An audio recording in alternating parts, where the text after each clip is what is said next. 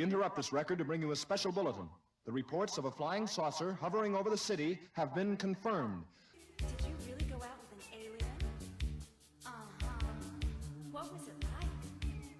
Real different. Becoming Human, a Mork and Mindy podcast. Hello listeners, this is Paula Schaffner with a little bonus episode about the Mork and Mindy board game, which came out, it looks like in 1979. Don't have a more specific date on that. I think this game might have actually come out during season 1, but let's say you were playing it in season 2. I'm not going to be talking about it as a board game as such. For one thing, it doesn't lend itself to solo play, and I don't currently have anybody to play it with. I think I did play it as a child, but I didn't own it. I think maybe I had a friend that had this and we might have played once or twice.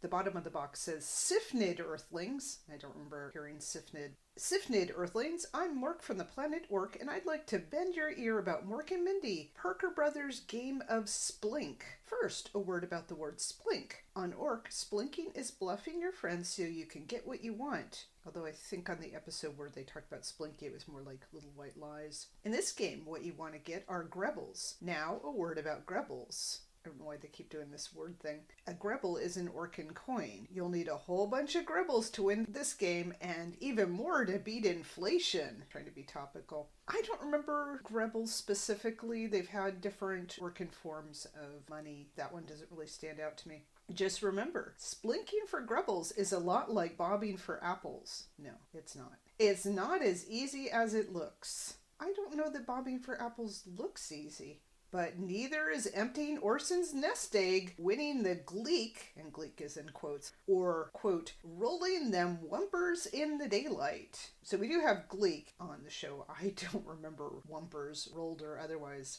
Sound confusing? Yes. Sound exciting? Not particularly. Sound like daffy fun? Maybe? Sure, but how can you hear what it sounds like? After all, Nimnol, I just bent your ear. And then I assume there would be a bark laugh there.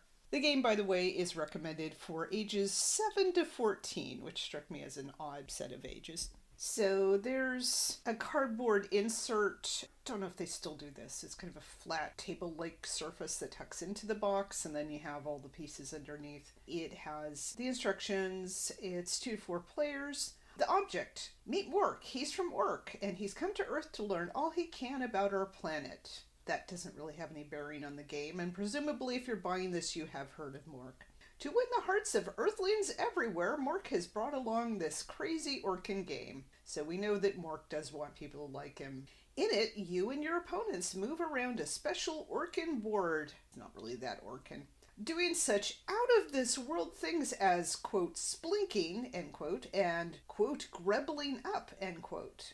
All the while, you'll be trying to win coins called grebbles. But don't panic, Mork and his earthling friend Mindy will be there to help. So shake hands Orkin style and begin. Presumably a nanu handshake. And then it goes into the setup, the rules for playing. Incidentally, nanu is spelled capital N-A-N-O, comma N-A-N-O. It has a special section on grebbling up. Then it says the gleek is the last bit of Orkin magic left to explain. The gleek is Mork's trusty energy recharger, and whenever you roll a 6, even in the splink blinker, you win it for yourself. Simply take the gleek, fold it, and place it in the slot in your playing piece. Whenever you have the gleek, you have 2 big advantages. Anytime you win grebbles, you get 1 extra, and no one can take grebbles away from you by landing on a roll them wumpers in the daylight space. And then winning, the player with the most grebbles by the time Orson's nest egg is empty is the winner. On Mork's Splink Blinker, it says say KO if you believe, say Shazbot if you do not. So basically you are saying okay if you believe and shoot, or a stronger swear word if you don't. And then there's a little slot that says drop them wumpers into this to keep them hidden while you splink, triple exclamation point. Each of the 4 players, green, yellow, red, and blue, gets a little cardboard glossary called Ork Words. It defines Earthlings as you folks, Gleek as Mork's trusty recharger, Grebbles as money, KO as okay, Nano as hello, Nimnol as jerk,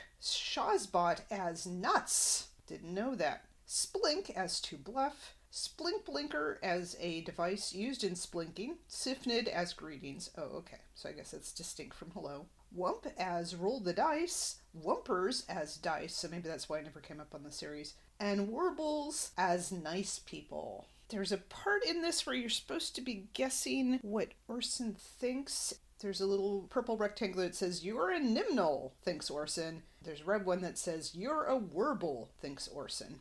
I don't know who Orson actually considers a Warble. We know that he thinks Mork is a Nimnol much of the time. So Orson's nest egg, there's one corner of the board, and it's egg-shaped, of course, and it says that Orson keeps his grubbles here. The main board is diagonal. Each space has a picture of mostly Mork in his basic costumes, but we do have Mindy, whose eyes are very big and blue, and she looks like she's on some uppers. The pictures don't necessarily correspond to what's in the space, although it does show Mork rolling the dice and saying, "Roll them wumpers in the daylight. You get grubbles equal to the number you roll from any earthling without his gleek."